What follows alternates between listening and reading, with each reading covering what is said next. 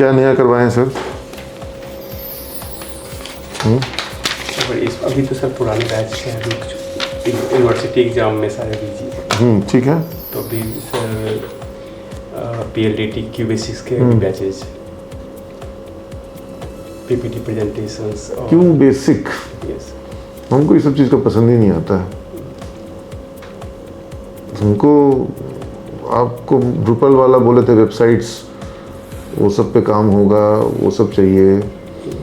App में कुछ हो या फिर जैसे SQL, MySQL वगैरह बच्चा इस्तेमाल करे, उसको करवाइए। सर्वर के।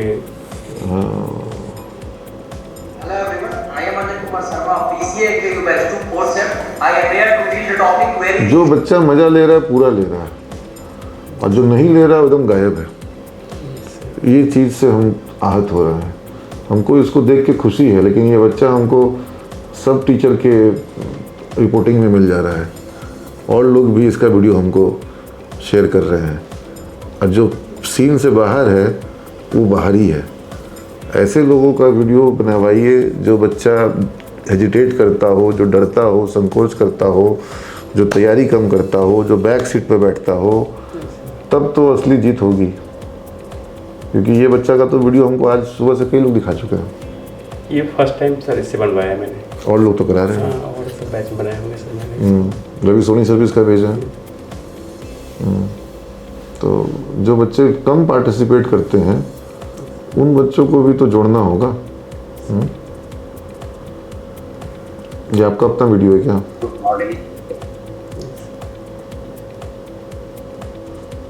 QBasic पर है। अब देखिए QBasic का जो कंसोल है, ये देख करके हमको 286 याद आ गया। 286 और 386 आपको भी याद होगा, उसमें इस सब चीज़ का इस्तेमाल होता था। कोर्स से बंद हो जाना चाहिए सबका, तो अभी जॉब प्रोस्पेक्टिव से कोई इसका असर। लेकिन क्या विश्वविद्यालय के सिलेबस में तो पढ़ाना है।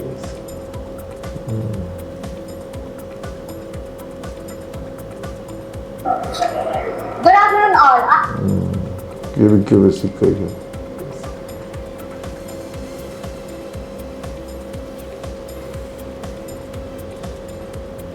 PHP करवाइए ना। PHP अभी आपका कहाँ चल रहा है? PHP सर अभी एक ही बैच में चल रहा है। मान लिया अमित सर को बोले कि PHP डलवाने के लिए, ठीक है, सब PHP रगड़ के करवाइए। सबसे आज भी मजबूत लैंग्वेज है वेब में, ठीक है। PHP पे फोकस करवाइए, बच्चा लोग का PHP स्ट्रॉन्ग करवाइए। इंटरव्यू कॉल आ रहे हैं सर आजकल PHP पे ज़्यादा आ रहे हैं। फुल स्टैक डेवलपर जिसको बनना है, फुल स्टैक डेवलपर में सबसे मेन चीज़ क्या है? PHP sir. हाँ, HTML, DHTML, फिर वो जावास्क्रिप्ट और CSS, वो सब ठीक है, लेकिन प्रोग्रामिंग का सारा कमांड तो PHP से ही आएगा। मेन जो उसकी इंटरेक्टिविटी आएगी PHP और MySQL। PHP और हम आज की बात नहीं कर रहे, हम 20 साल पुरानी बात कर रहे हैं। 20 भी नहीं, हाँ समझिए 24 साल पुरानी, जब हम वेबसाइट बनाते थे। PHP और MySQL, ये दो चीज़ के ऊपर में एक नंबर वेबसाइट उस ज़माने में भी बन जाती थी, आज भी बन जाती है। PHP और MySQL। डेटाबेस में MySQL, और अगर हेवी डेटाबेस का बात है तो फिर SQL ले लो, ठीक है। इसके बिना सर ऐप भी इनकम्प्लीट है, क्योंकि PHP MySQL की ज़रूरत है वेब सर्विसेज में। जब भी एंड्रॉयड और फ्लटर बना रहे हैं तो वहाँ भी ज़रूरत है सर इसकी, वहाँ भी हेल्प। तो आप इसको करवाइए, इसको टेकअप करिए, ठीक है। अब आप थोड़ा सा एग्रेसिव बनिए इस मामले में, और हमको जैसे आपसे बार बार एक्सपेक्टेशन करते हैं, आप फिर हमको दिखाते हैं। QBasic देख देख के मेरा मूड हो जा रहा था ख़राब, ठीक है। आप PHP को पकड़िए सर, ड्रुपल और PHP, ड्रुपल हो या फिर और भी। अब विक्स डॉट और कौन सा है सर? विक्स में भी करवाए हैं सर, विक्स है, वर्डप्रेस है। हाँ, विक्स, वर्डप्रेस, ड्रुपल तीनों एक ही चीज़ है। और उन सब चीज़ों को कराते हुए, और फिर PHP को बेस इससे आएगा, PHP से आएगा। बहुत सारी चीज़ जो बच्चा यहाँ पे PHP में करेगा, वो सब चीज़ आजकल वर्डप्रेस में, ड्रुपल में automatic plug and play system से मिल जाता है। या जो उसके पहले हम लोग के समय में आता था, एक तो हम लोग के बाद में आया था बहुत, जुमला। जुमला आज भी है सर। हाँ, अभी भी चल रहा हो। अब उतना पॉपुलर नहीं रह गया। जुमला है, ओपेनकार्ट है, मेजेंटो है। हाँ, एक अगर सर कोई भी अगर सीख जाता है तो 50% हेल्प करता है दूसरे को भी उसको समझने में। PHP अगर आ रहा है Yes. तो आपको जुमला और वर्डप्रेस नहीं चाहिए। आप अपना सारा चीज़ खुद से, अपना एडमिन पैनल से लेकर के सारा कुछ खुद से बना सकते हैं।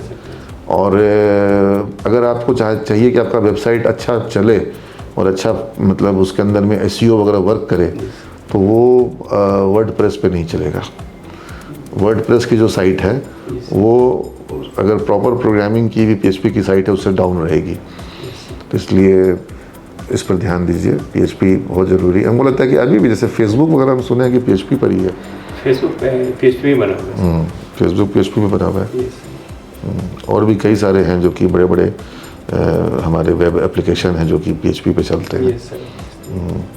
शायद ट्विटर जो है वो रूबी या क्या है, उसमें दो तीन तरह का। Ruby and rail.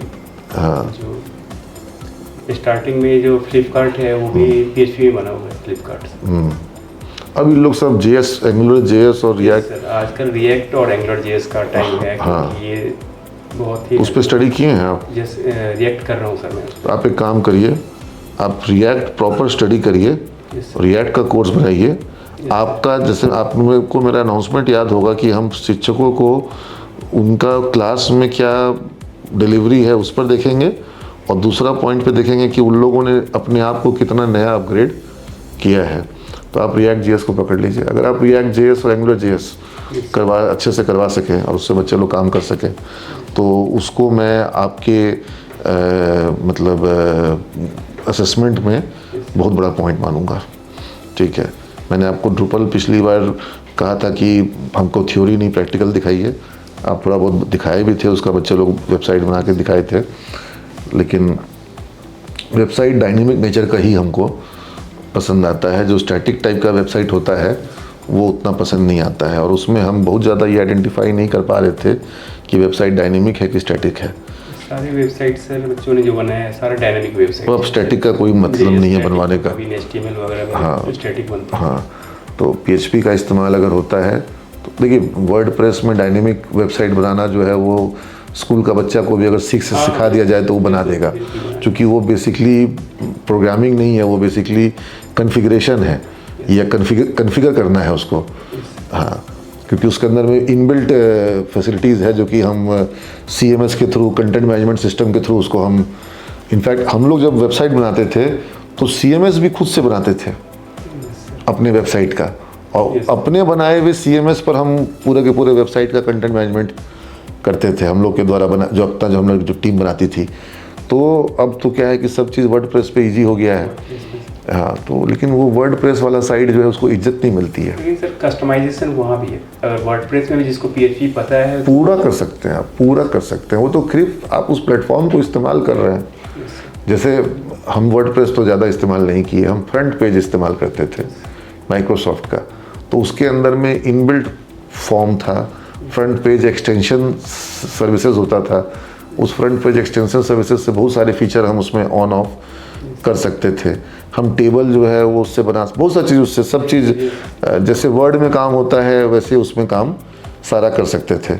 लेकिन अगर हम चाहते हैं कि हम कलर खुद से डिफाइन करें HTML में जा कर के, हम स्पेसिंग, गैपिंग, पैडिंग कुछ भी हम खुद से करें, तो वो सारा कुछ हम खुद से कॉन्फ़िगर, क्योंकि वो कोड जनरेट कर रहा है, व्यू सोर्स कर रहे हैं, और फिर उस फ्रंट पेज के सोर्स पर हम 5000 पन्ना का भी कोड लिख रहे हैं ASP का या PHP का, तो वो रन करता था। सारा कोडिंग उसी पे करते थे। जब बना रहे थे तो GUI यूज़ करके बना रहे हैं, और जब कोडिंग कर रहे हैं तो सोर्स कोड पे कर रहे हैं। तो उसमें तो 3 टैब होता था। पहला होता था जिसमें GUI यूज़ करते थे, दूसरा होता था सोर्स कोड, और तीसरा होता था रन करने के बाद जो प्रीव्यू कि वेबसाइट कैसा दिखेगा, वो प्रीव्यू वहीं पे भी दिखता था। और चाहें तो आप उसको फ्रंट पेज एक्सटेंशन सर्वर से लोकल होस्ट पे होस्ट करके डायरेक्टली अपना बार बार रिफ्रेश करके एक्सप्लोरर पर, उस ज़माने में एक्सप्लोरर ज़्यादा पॉपुलर था। हमको लगता है एक्सप्लोरर तो अब अभी है कि है सर, अभी है। हाँ, लेकिन अब अपनी बात साथ खो चुका है। उस ज़माने में वो 80-90% मार्केट था। एक नेटस्केप, हाँ, नेटस्केप नेविगेटर यूज़ करते थे हम लोग। I am talking about year 2000। हाँ, और अब तो मोज़िला और फायरफॉक्स ज़्यादा बड़ा है, फिर ओपेरा बहुत सारा है। करवाइए बच्चों से, आप रिएक्ट जेएस को पकड़िए सर। मेरे मन में है रिएक्ट जेएस और एंगुलर जेएस। मेरी बच्ची मनीषा जायसवाल नबी नगर औरंगाबाद की थी, गांव की बच्ची, वो अभी अमेज़न में है, बहुत अच्छे पैकेज पर है, 25 लाख का पैकेज मिल रहा है। तो वो बोली कि सर एंगुलर जेएस इतना अभी डिमांड में है अमेज़न में, और यहाँ उसी पर सबसे ज़्यादा जॉब मिल रहा है। ठीक है सर, ठीक।